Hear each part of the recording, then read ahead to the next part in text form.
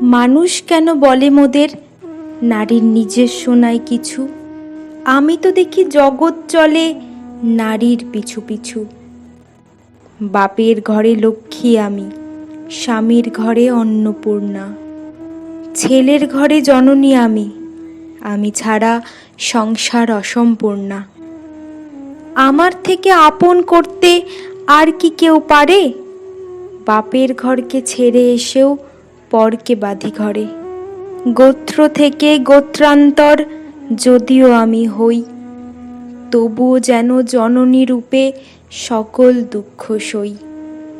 ভারত মাতা সেও নারী, নারী জগদ্ধাত্রী। নারী হলো এ জগতের সবার জন্মদাত্রী। পুরুষতান্ত্রিক সমাজ তাই পুরুষকে বড় করে।